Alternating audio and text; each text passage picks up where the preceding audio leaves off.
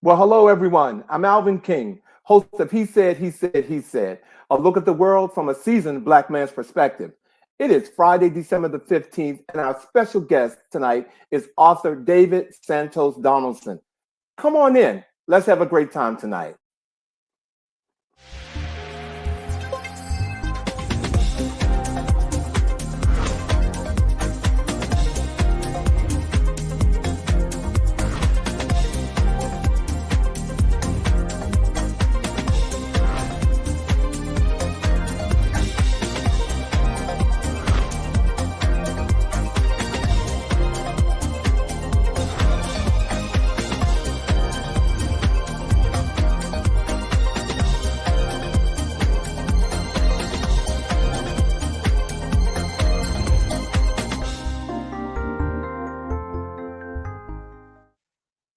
Well, hello again, everyone. How's everyone doing tonight?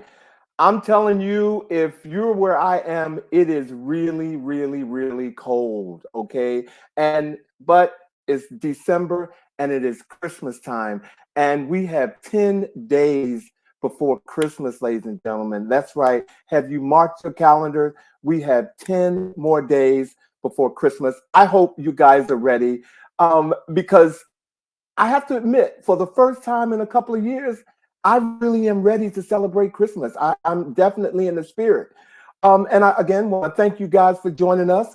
Our show tonight, Author Talk with David Santos Donaldson, author of Greenland, a novel. He is here. It is his book is a dazzling debut novel within a novel about a young author writing about the secret love affair between E.M. Forster and Mohammed El Adai, in which Mohammed's story collides with his own, blending fact and fiction. I hope you are ready because I mean, literally, you are in for a real treat tonight. Before I bring the guys in, so much has been happening. I'm telling you, news is just flying all over the place. But being in the spirit of Christmas and in the spirit of giving, I have a what if for you all because of this story that I'm about to share with you. A bank accidentally deposited $86 million into a woman's account in a Malaysia bank, the May Bank. And this young woman, Hafiza Abdullah, woke up one morning and she had $86 million in her bank and in her bank account. And I'm saying to myself, what if that had happened to me? Could you imagine waking up and all of a sudden checking your bank account and seeing $86 million at Christmas time that you know you didn't have in your bank account? What would you do? Well, before Mr. Abdullah could do anything, the Maybank got on top of that. And when I say they froze her account so bad, she had to put on a fur coat in her bedroom, okay, because she couldn't do anything. And when she told the story, she actually was really angry because the bank froze all of her accounts and her assets, and it took them weeks before they would give them back to her, even though none of the money had been touched. But what would you do, ladies and gentlemen, at Christmas time if you went into your account and your credit was $86 million higher than what it was before you went to bed? So think about that. And last but not least, while we're talking about credit, I need to give some credit tonight where it's due. For those of you who are, first of all, not under a rock, we all know that the Color Purple press tour is on. And I want to give credit to stylist Daniel Hawkins, ladies and gentlemen. This man right here, stylist Daniel Hawkins, is the stylist for Fantasia and the Color Purple. And if you all have been watching Fantasia during her press tour, Fantasia is killing it. Fantasia, I mean, David is styling Fantasia in a way that I have never seen Fantasia styled. And I mean, every look that she's doing, ladies and gentlemen, it says that Fantasia is ready for the next move. She has been nominated for a Golden Globe Award for her she's been in this role before on Broadway, And I mean, but to see her right now, it's a very take charge kind of, I know what I'm doing. I know what my brand is. And I'm just loving all of Fantasia. So I needed to give her some credit because the girl is killing it, ladies and gentlemen. And if you all are on here, please, you can write your comments on here. Fantasia is putting it down. All right. Well, it is time to get on with the show because we have a lot of show for you guys tonight. So if you all will work with me, let's get our guys in here for the chat.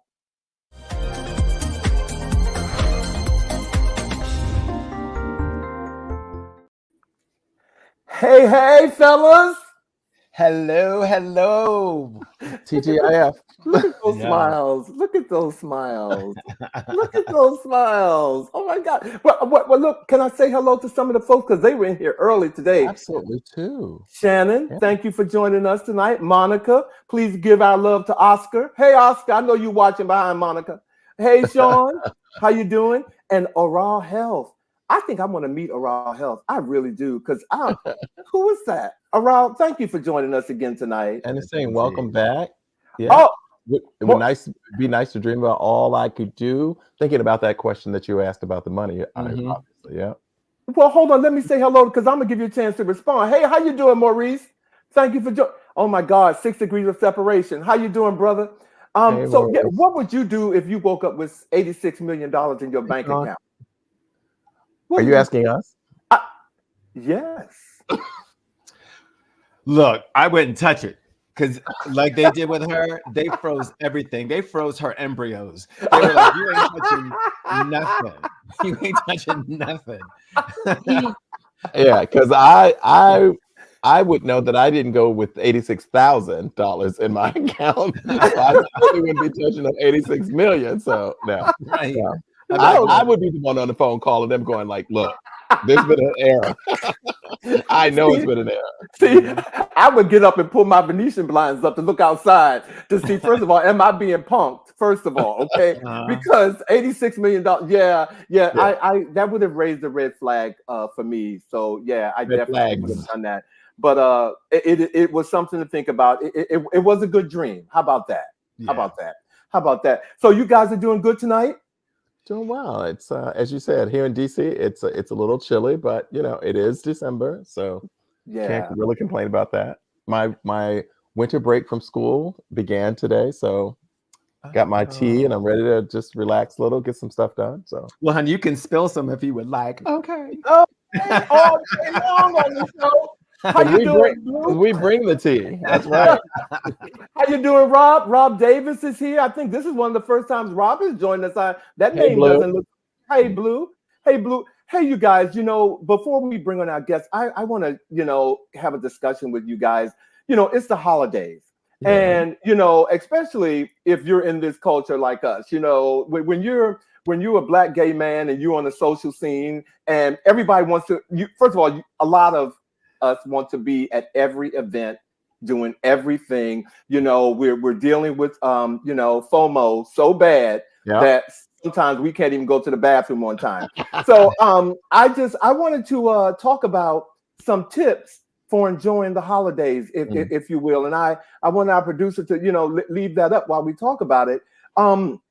And I saw this online. I want to see how you feel. One of the tips for enjoying the holidays, they say that if you're going to events or just trying to center yourself with going out, is first of all to be picky. And by that means you don't have to show up in every place. That means pick and choose where you're going to go, where it would best fit your temperament. Well, then let me ask you a question about that, because there are people who invite you to places early, like sometimes in October. For things, for Christmas and Thanksgiving. And then there are people that and love who are like, "Hey, I'm throwing a party. I really want you to come."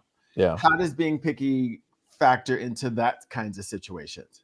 Well, that means that you have to decide which one you're going to go to that best fits where you are, your temperament, where you're going to be most comfortable. If you feel comfortable going to everything, then first of all, your cleaner's bill is going to be a mess.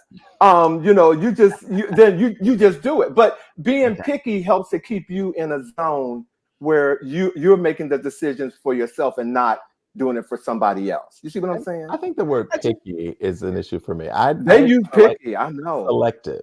Okay. I mean, yeah, and like, okay, yes, okay, but cool. Yeah, they use picky, but I get you, Bobby, because you're a man of a certain caliber, and picky just does not fit it feels catty.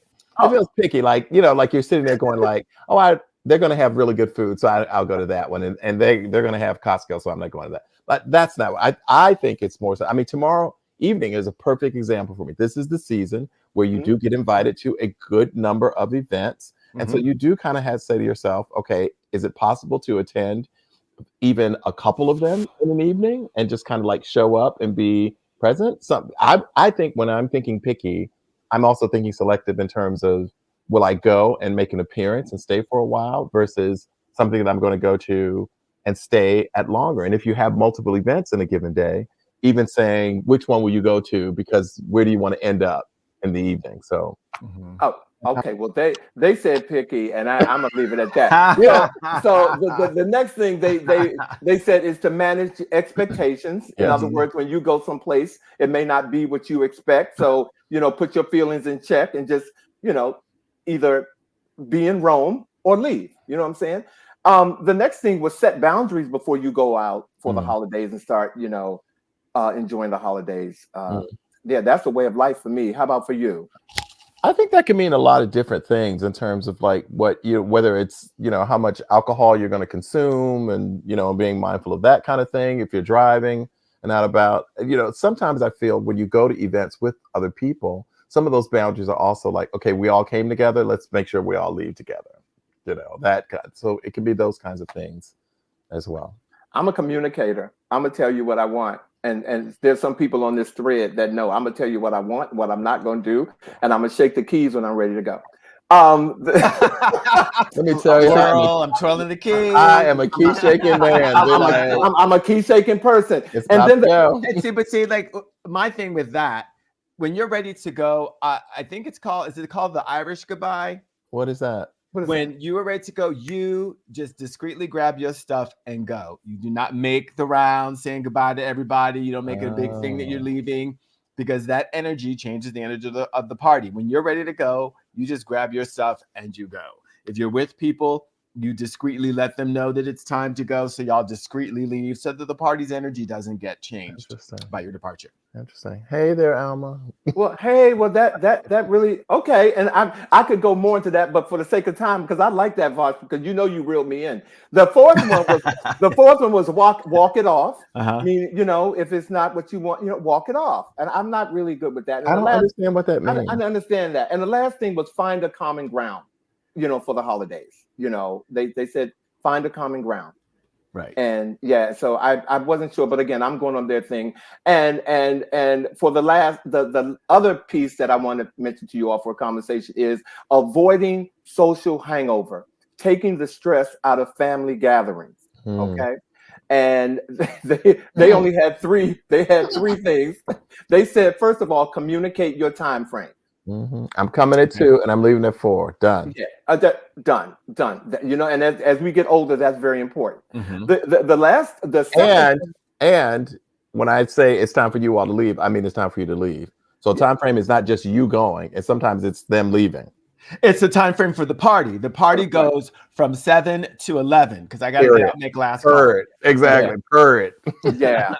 I got a couple of friends that I go out with that don't know how to say goodbye. Their goodbyes are so long. They go around the room 6 times to say goodbye to the same person. Stop talking about me on this show. Okay, I'm sorry. I didn't mean to say that.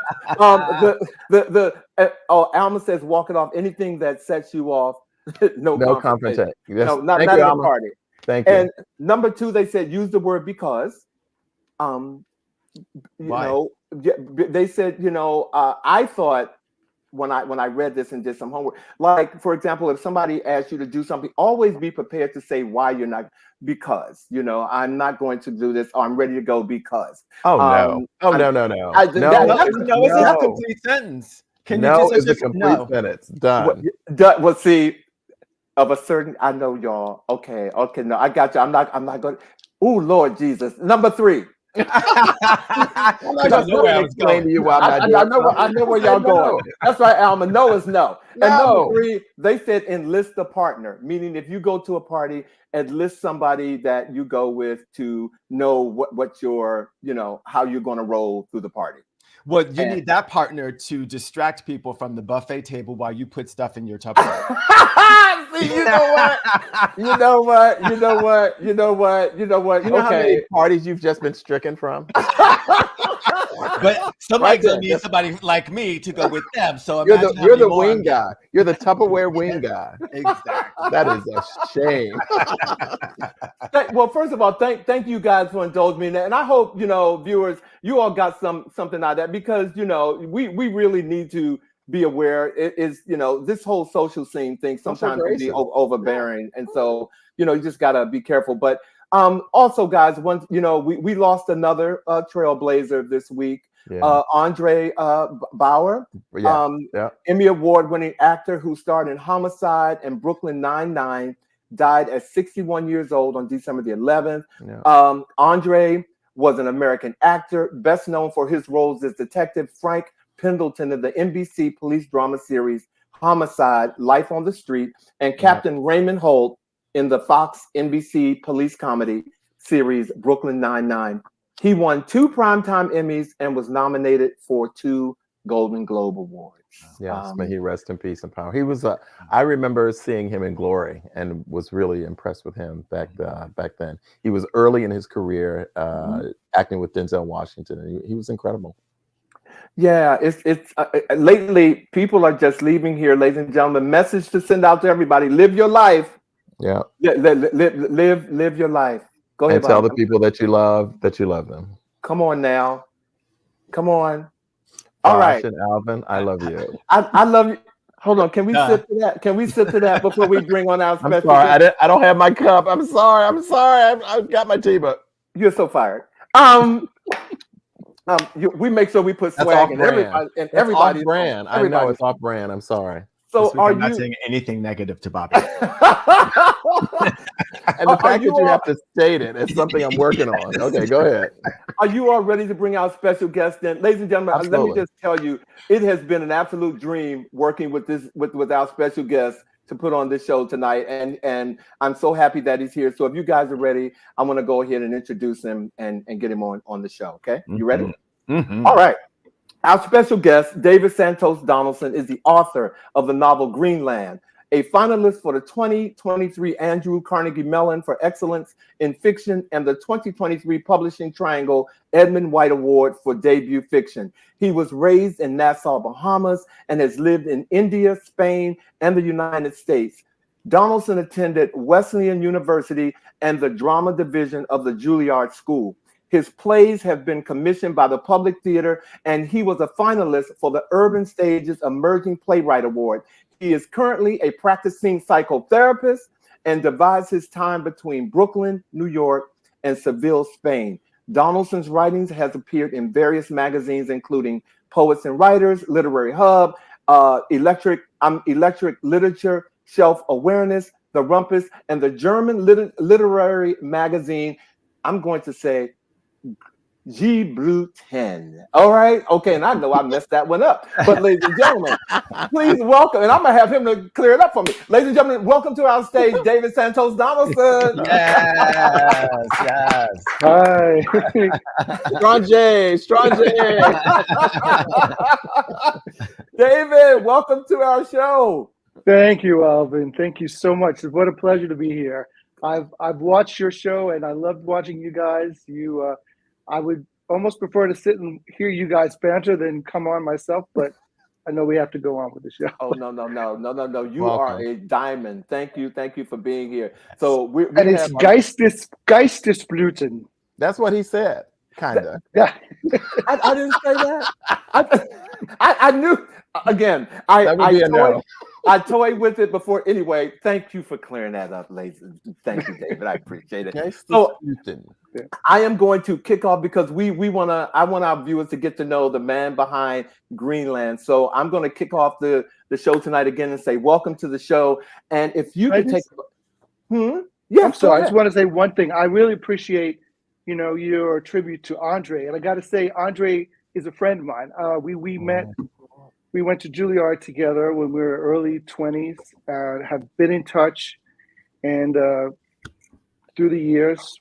And I was totally shocked. And I'm so grateful that you're recognizing him. He, like you said it all, but it's kind of touching to me to be part of the show and have him recognized. And you just wanted to say that recognition to him. And Glory, he was great in Glory. That was one of the early things that he did. Yes, he was. Do you have a story that you want to share about him?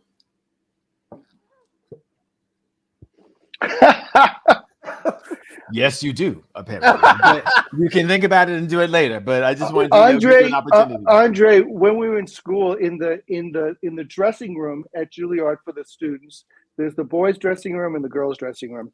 And we had to. It was like this classical theater training thing. So when we were beginning of the day, we had to go and change into our like all black tights and shit like that. Oh, sorry, stuff like that. So you're good.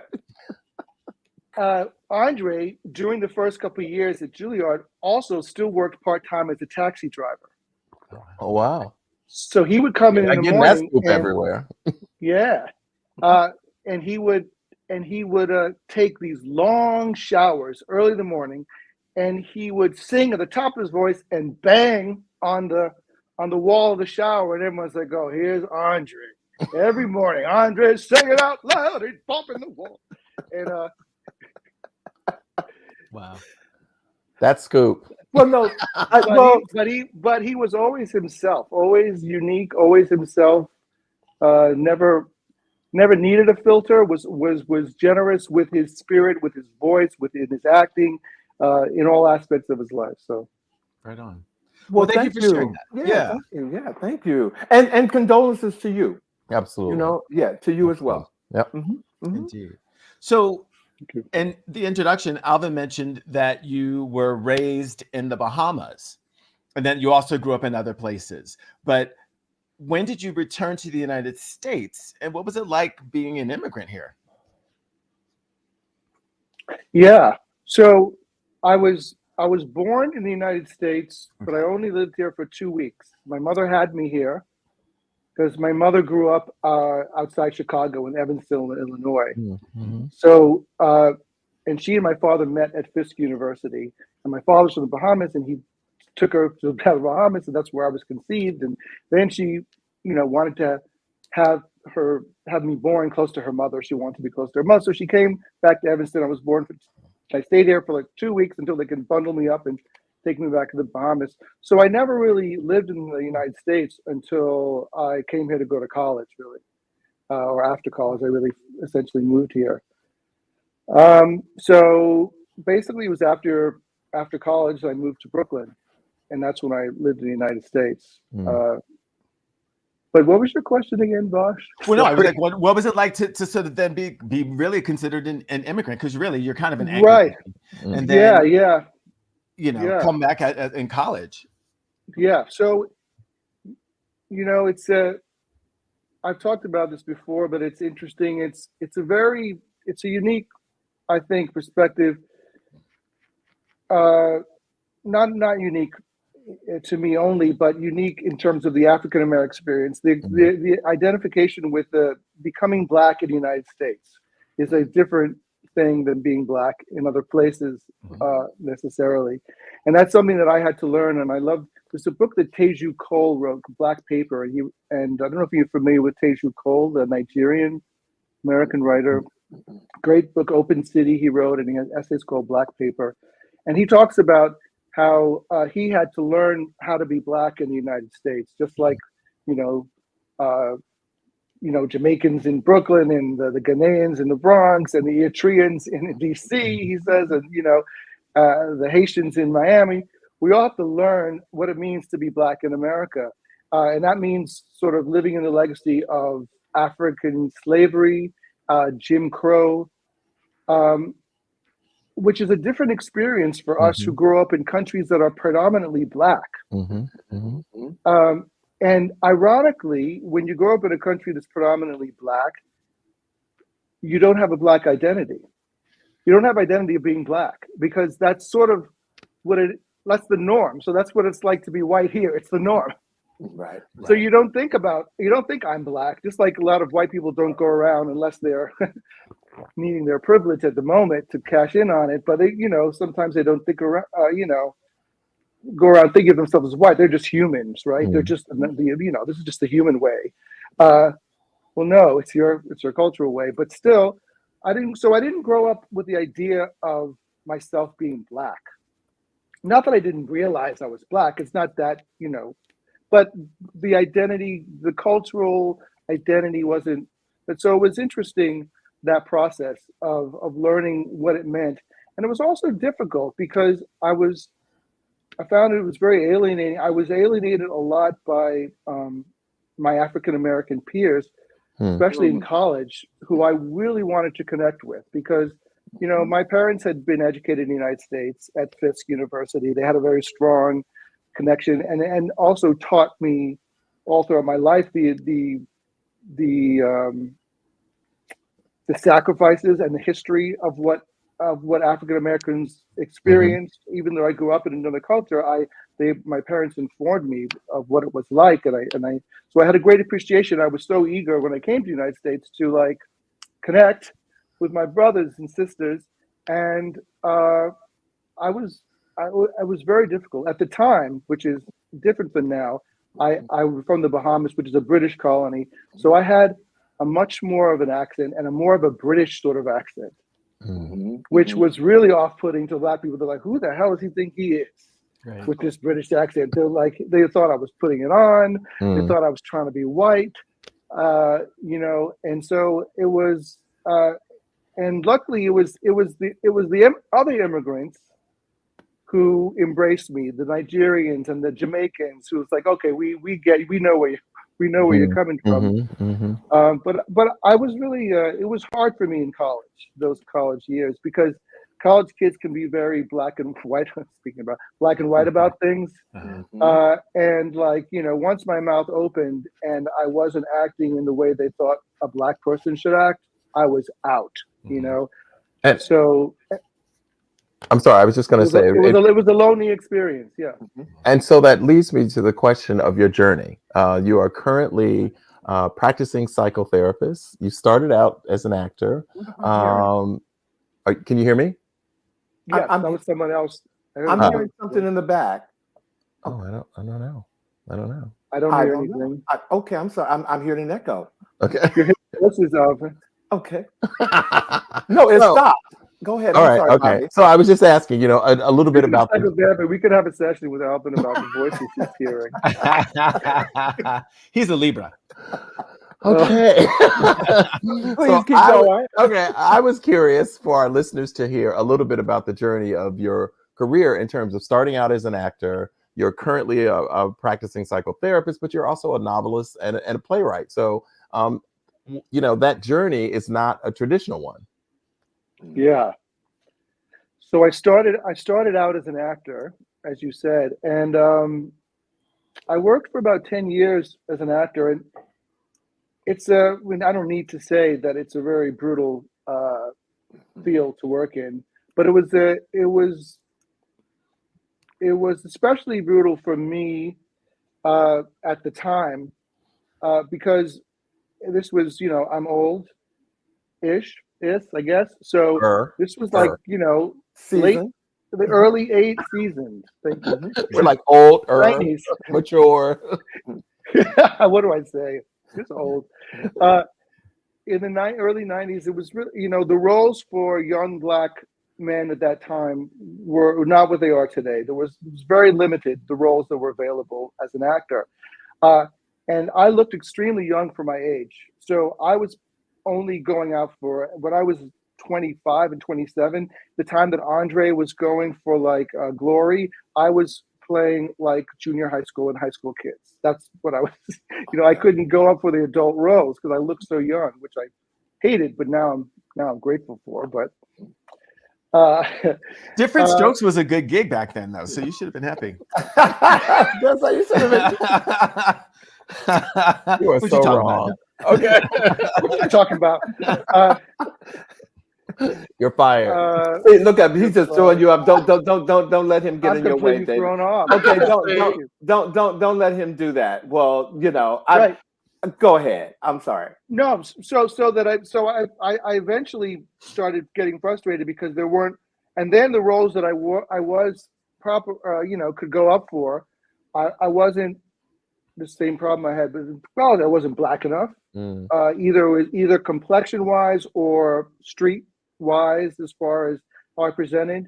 The casting agent would say, "Well, come in and meet with me and just be yourself." Well, that's the worst thing you can do as an actor. They say be yourself, but really you got to research and be what they want you to be. Yeah. Because if so when I walk and be myself, I wasn't a young, teenage gangster.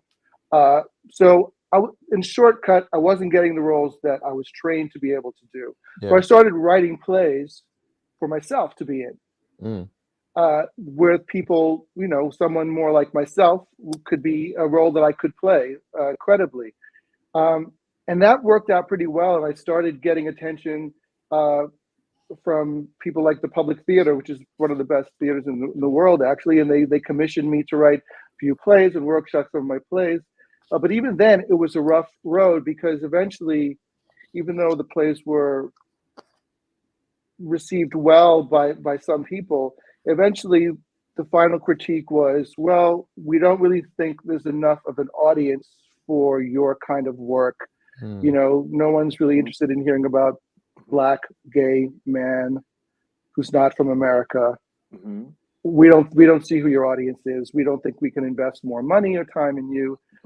And that was my story. So I said, okay, this playwright thing isn't working either.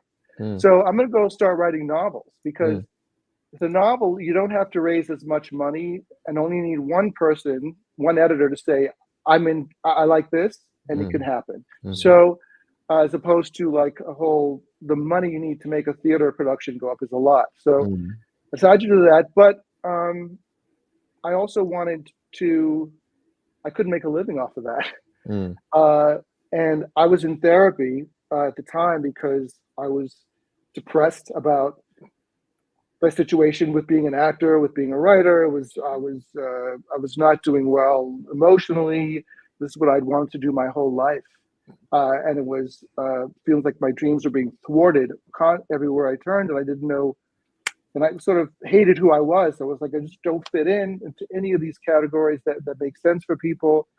And as I was in therapy, I was thinking to my therapist, I need to make money too. And I was as a waiter at the time, waiting at a place called the Coffee Shop on Union Square in Manhattan. And I said, I want to do something useful with my life.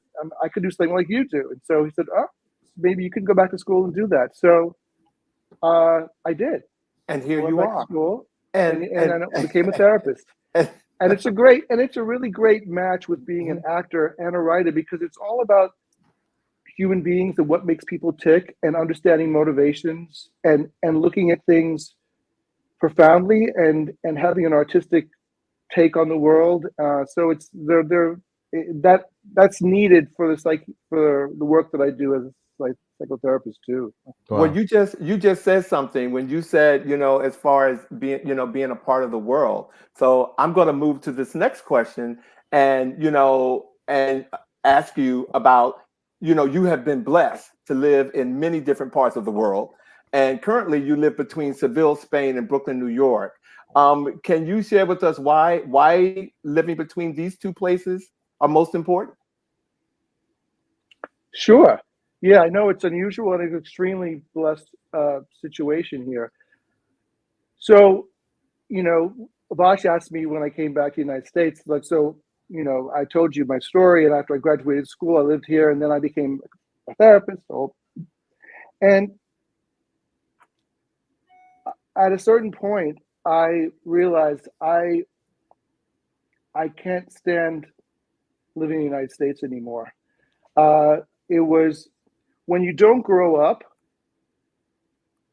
Black in the as a Black person in the United States, it's quite a shock to your system. And I think this is something that people who are white or not Black or not a person of color don't have a hard time understanding. And they say, well, why are you so obsessed about race? Why is everything race with you? Why do you're killing the race card? Live 5 minutes as a Black person in the United States, and you will get it. It's not like you can forget the experience, what it is to be dehumanized, or question how people are dehumanizing you, or feel like you have to prove your humanity, even in subtle ways, when you don't even want to. You don't, you might walk to the corner store and want to like not look good or be a mess, and there's a part of you that is going to encounter, when you go there, even if you're not trying to, is going to have a little bit of a shield on or alert up, is like, how am I being perceived as a Black person like this? If I go with my hoodie on and my janky clothes, am I going to be perceived as, as a hoodlum, as someone homeless? It's like, it's this little things all the time that are exhausting. And in my office, in my house in Spain, on my office on the wall, I have a James Baldwin poster that says, "To be conscious and Black in America is to be in a constant state of rage." Constant. Wow. So I was done with the rage and the pressure, and I said, I'm getting out of here. So in the 90s, after I'd gotten my degree, and sorry, Alvin, I was trying to answer your question, but that's okay. I decided I'm going to get out of the United States. I can't live here anymore. But going back to the Bahamas is also very complicated because I'm gay. And there we have huge amounts of homophobia. And maybe it's getting a little better now, but not much. It's like Jamaica, which is, you can get asylum to live in America if you're from Jamaica because of the amount of violence you will suffer and can be killed for being gay in Jamaica easily. So in the Bahamas, I like to say, no offense to my Bahamian brothers and sisters, but Bahamians are just as homophobic as Jamaicans. They're just lazier. They won't kill you because they don't have the energy. It's a bit shady, but well, you talk about the challenge, obviously, of sexuality, but it makes me think about the book, and that the book is a novel about a Black queer writer who's writing a novel about a novelist and his Egyptian lover. So my question to you is, what was the impetus for this book? Like, what led to that storyline? That's a complicated story within a story. Yeah. I saw a comment from someone that maybe we can go back to it later, because someone asked about Black respectability, and I'm curious what they meant, but we can address that. Well, later, hold on unless for a some second. of you guys know what it. Hold on. Let's go back to it. So, because we got some folks that have coming on, I want to make sure that they get in touch with you. So, how you doing, Sam? How you doing? So there was George. How you doing, George? And Lady Leo, thank you for joining us. Hey, everybody. And Samuel asked about Black respectability. I don't know if he was making a statement, but he does have a question mark beside it. Or was it something that David said? I'm not, and we have some like a 10-second delay when people are responding sometimes, but I'm not sure what he meant by that. So maybe he can elaborate on that. Yeah. Okay. And he will. So yeah, he will come back. So Bobby's question. Yeah, the storyline. Yes. Yeah. So my novel is very like meta, because it's about a writer writing about a writer while he's writing the book. And I'm a writer writing the book, so it's all these levels. And the novel starts off with this character named Kip Starling, who is a Black, gay, queer, Caribbean British writer. He grew up in London. He moves to Brooklyn, and he's written a book about E.M. Forster, the great British writer, and his secret love affair between him and Mohammed El-Adel, a Black Egyptian tram conductor. And that's what Kip's story is. And that's my story. So that's very similar. I wrote a book about this relationship as well. That didn't get published. It almost got published, but didn't get published. why I wrote this book is what I'm going to answer your question now. It's E.M. Forster was not someone who I particularly loved growing up as a writer. He seemed like, my mother was an English teacher, and she had all the, and then this is in the Bahamas, where in the time that we were, all the English literary canon was esteemed and what you read. So there were his books on the shelf growing up, and I just thought, I have nothing in common with this guy. I was really that interested in English middle class problems. It seemed like that's what he wrote about. Until I was in college, and I realized that this guy, E.M. Forster, was also gay and had come out his whole life and lived closeted.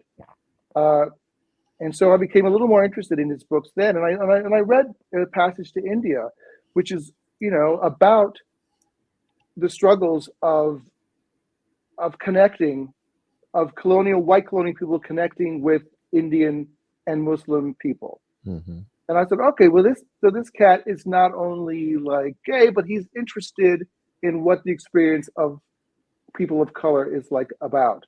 So I thought it was really interesting. He was more interesting then. And then I started to read more of his books, and I really loved his writing. And I felt guilty because at that point, I felt I shouldn't be liking him because he wasn't in vogue. He was kind of old fashioned and stodgy. And I was like, should be more into like, people who I actually do love also, like Salman Rushdie, Toni Morrison, of course, all these people of color who were emerging and as strong voices. But I kept on going back to E.M. Forster. I'm like, why am I going back to this guy? Well, what is it about it?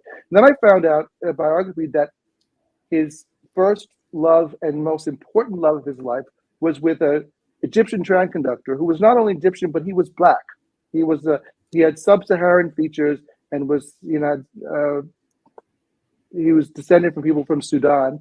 So he was a black, and that blew my mind. I'm like, this icon of English middle class is like not only writing about this stuff with people of color, but he's actually in the most intimate relationship with a black man at a time in like early 1900s. It's like, how did that relationship work? I was very curious how that relationship worked. And then I looked through a biography of his, and I saw a picture of Mohammed. And then I went and looked for some more pictures, and there's a picture of Mohammed that looks almost like one of my high school pictures of me. Oh, wow. And I was like, and I was struck by that. I was like, whoa. It was very striking because I did a double take. Like, wow, that looks just like my high school pictures of me and Mohammed. So then that got my brain thinking, like, what would it like to be the relationship with E.M. Forster? And then I had my real life experiences of dealing in intimate ways while I dated with experimenting and dating Americans and then dating white people in America, and all these issues of white supremacy slipping in unconsciously, in the most benign way. We all know the things. I don't really see you as black, or I don't think of you as black. I just think of you as a person. It's like, well, yeah, I'm a person, and I'm a black person. Yeah, exactly. Right. Exactly. So as I started experiencing those things, I realized that this relationship with Mohammed and Forster may be a way for me to explore these ways that's not so close about my life, but in a way that I could explore these issues and write about them. But that book didn't get picked up. And then just like in the Greenland, the novel, I met with an editor, and he was actually one of the best editors in the business. He's the president of a company called Forster and Giroux, which is probably the most esteemed literary publisher we have. And he liked my writing, and I was blown away that he wanted to meet with me. And he said, I love your writing. I want to encourage you, but I'm not going to publish this novel because it's from a voice. It's about E.M. Forster. We know all about E.M. Forster. And I said, well, what would make you change your mind? And he said, I'm not going to change my mind. But he said, what would be interesting if you did write it from Mohammed's point of view? And that was the impetus for me to start Greenland. Wow. Now, I'm on a roll here, guys. So being identified as a Black gay writer, I'm curious as to whether or not you feel a sense of obligation to represent the community in terms of telling those stories, or do you feel there is a freedom to tell the story of heterosexual people? As you know, where does your, I guess, your alliance or your sense of obligation fall around that? Yeah. Well, I like to follow. I mean, just like my protagonist Kip, people often think that it's very autobiographical, and it's not really. But there are a lot of things in common that I put in Kip that I want, that are true for me too. Mm-hmm. So, and one of those is that one of my icons is James Baldwin. We share that, and I blame my mother, and I thank her. It's one of the best things she's done to me, with me, is introduced me to James Baldwin. And she actually was reading Another Country to me in the womb. She said she would read the book to me and read to the baby in the womb. Yes. So I had James Baldwin in my systems before I had language. And what thing I love about what James Baldwin says, that as an artist, we need to be free of being too strongly aligned to any identity. Mm-hmm. Because as artists, we need to be a witness. And we need to be able to move freely without being too strongly attached to identity. And I agree with that. So I don't want to, I had never even considered myself, really thought I'm a queer Black writer. Not until my publishers decided that what they were going to put on the book cover. And I said, okay, this has to sell it. I get it. And it's not that I'm not queer and Black. Of course I am, right? That's. But one of the things I just didn't perceive it. One of the things we talk about also on the show is intersectionality. You are a Black gay writer, but you're not just a Black gay writer. There are other aspects of who David, is. Yeah, and Black and gay doesn't limit or define what I am either. Like this, Absolutely. Black and gay are both rainbows in and of themselves, right? They're could be lots of stuff. But I do feel a certain responsibility to something, and that is to represent, to be visible. Because I think it would be a crime for me to be gay or queer and hide that and not say that, because I think so many people need to hear this, to feel that they're, and to see and to have representation and have visibility. It's so important. Absolutely. I even have, I think it's the scene or I mentioned in the book Greenland, something that actually I encountered myself when saw this YouTube video of this little boy when Black Panther first came out. And the little boy was like crying and said, if I've never seen people like me, heroes like this, a superhero, in this position. Yeah, a superhero like this. And said, and he was crying. He said, if I, it's like white people, white people get to see that all the time. If I could see that, then I might love my country too. He said, But so visibility is important. I want to show up as that without, declaring that as my sole identity. But it's important to be visible. But it's also really important for me not to get sort of limit myself, and I was going to say ghettoized, but in the sense of putting myself in a small in a box. Right. Yeah. Thank you. So I just want to say that Brian has said that Greenland is a masterpiece. So I want everybody watching, whenever you're watching, to take Thank that you, testimonial. Brian. And we've also put into the chat, whichever platform you're on, a link to be able to go and buy the book. So we really strongly encourage you to take this journey. So David, I have a question for you, because in the story of Greenland, it really is about the spiritual journey of your protagonist, Kip, right? And there are elements of sort of magical realism where there are appearances of goddesses and spirits and things. Just briefly, what is your spiritual or your spirituality like, and how did that really factor into your personal journey in writing this book? Yeah. So when I was so there's a little bit of my story that I left out when I told you my progression of where I get from actor to writer. There was a period after I left Juilliard, which was actually quite a difficult experience for me going to that school. At the time, it's changed its ethos, but at the time, it was one of those environments where they break you down and tell you everything wrong with you.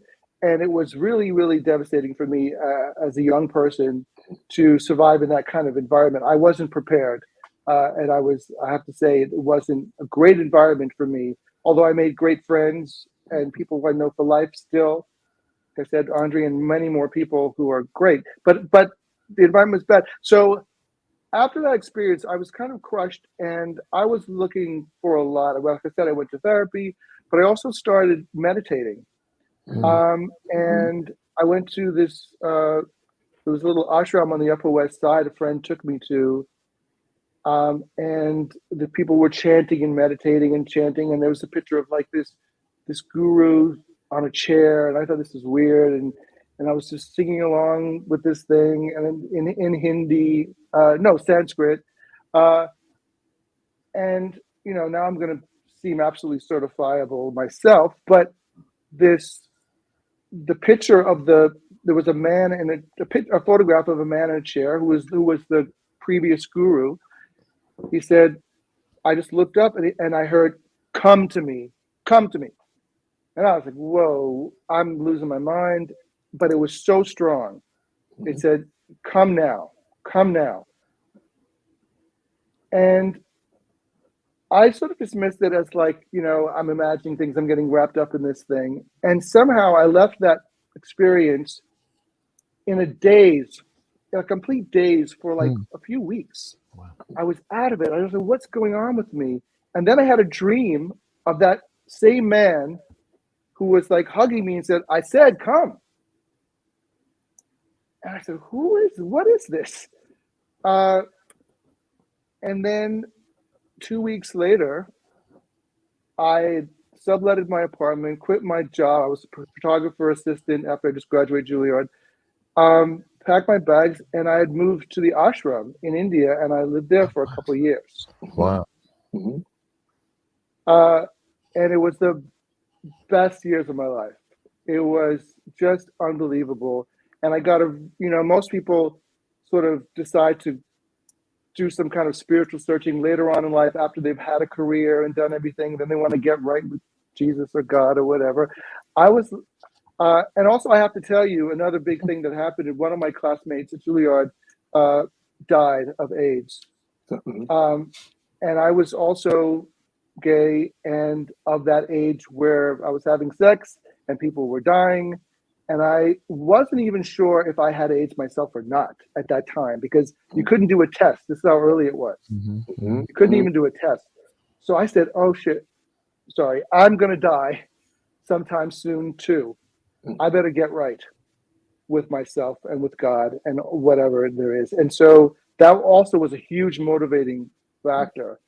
And that's sort of excuse me, David. Excuse me. Sorry to cut you off because I want to make sure that we have to stay on time. But I want to hear more. But I also want folks to hear you read an excerpt from the book. I'm sorry to cut you off. I'm sorry to No. But we are right at a time where, ladies and gentlemen, I want you to have this experience, and I don't want to rush him through this. So, David, again, I apologize, but I want to prepare everyone for David to read an excerpt from the book. So ladies and gentlemen, if you will, we're going to put up an image of David's, the book, Greenland. And when we come back in a few seconds, we're going to give David a chance to prepare. And when we come back, David is going to read an excerpt from the book, and which Brian has called a masterpiece. Exactly.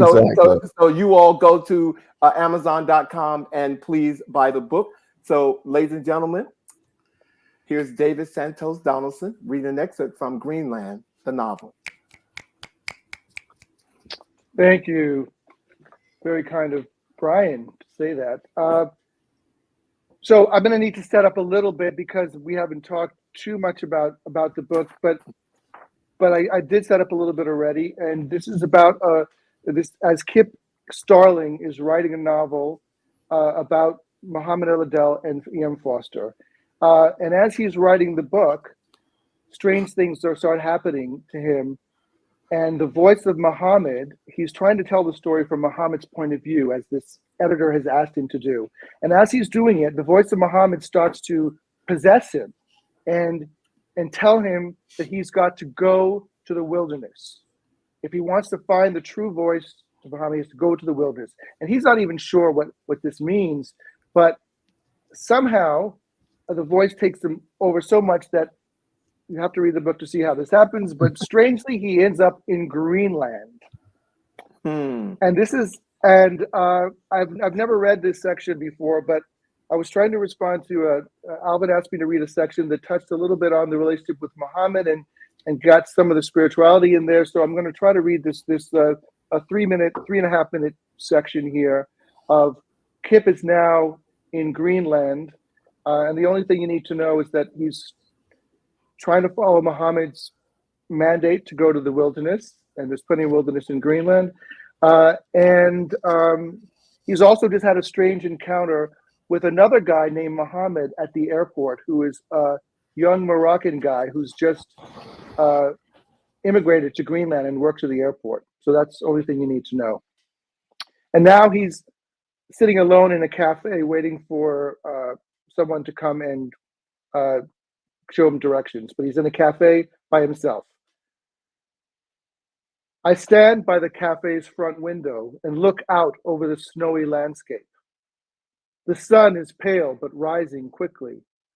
In just moments, I watch the sky grow lighter, powder blue, lavender, orange, all shades rising up and spreading wide across the atmosphere like watercolors on Japanese rice paper. Directly in front of me, about 600 meters away, is a great fjord as wide as an ocean. The movement of the giant turquoise icebergs is the only indication that there's a body of water there. The icebergs are the size of Gothic cathedrals, slowly floating by on the gray-green horizon.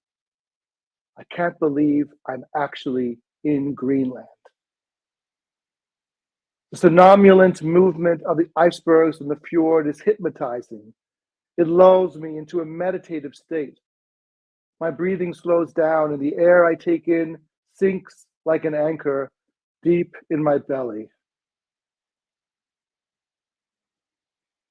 I think about my favorite poem, Wallace Stevens' The Snowman, about the allusion to a man who has attained such a clear state of consciousness, a mind of winter, that when he beholds the world, he sees not misery, but nothing that is not there, and the nothing that is.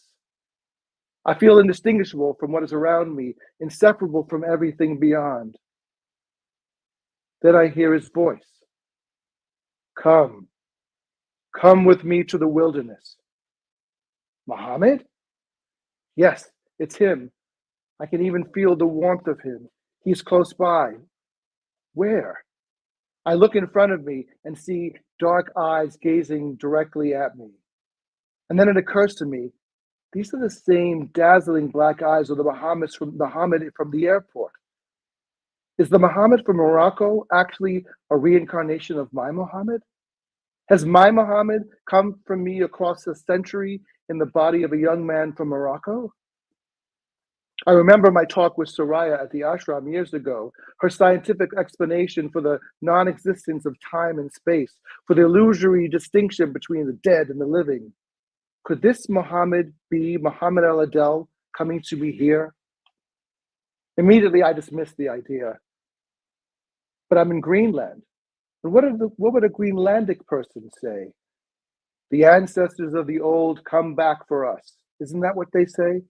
The souls who have died do not rest until their destiny is fulfilled, until their love is complete. Is that really you, my Mohammed?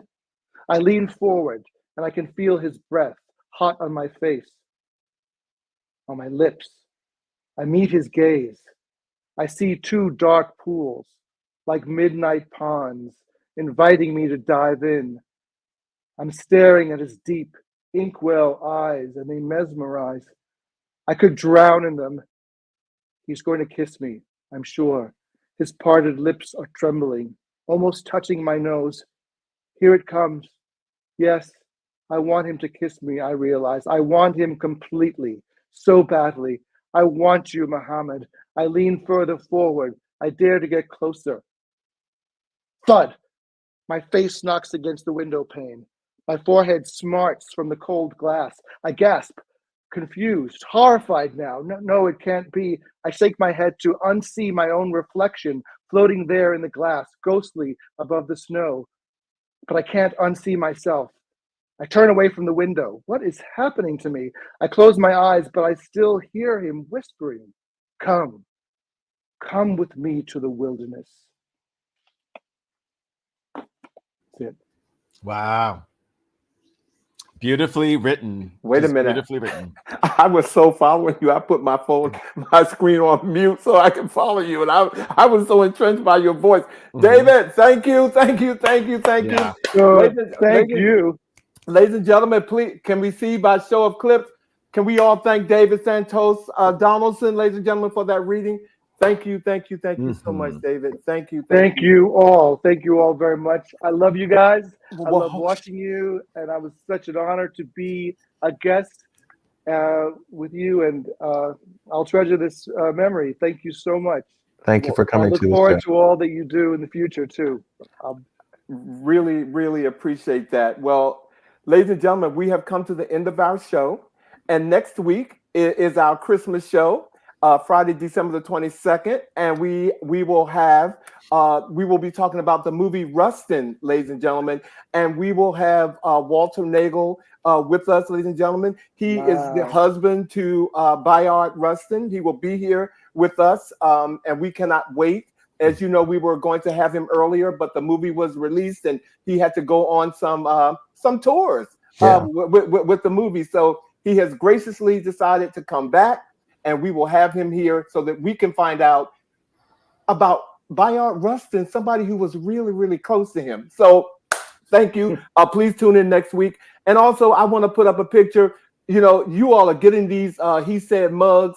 And I want to say, Robert Beatty, thank you so much for sporting your He Said mug. We really appreciate it. Yeah. And our words of the week for this week, ladies and gentlemen, are actually given to us by David Santos Donaldson. It is his favorite quote. Definitions are for the definers, not for the defined. And that is a quote by Toni Morrison, ladies and gentlemen, given to us by David. So thank you so much for that. Really appreciate it. Again, thank you all for tuning in tonight. Thank you for all the questions, and thank you guys for just supporting us in all that we do. We look forward to seeing you next week on a new episode of He Said. Have a good weekend, everybody. Be safe. Thank you. Good again, everybody. Thank you, David. Thank you. Thank you, everybody.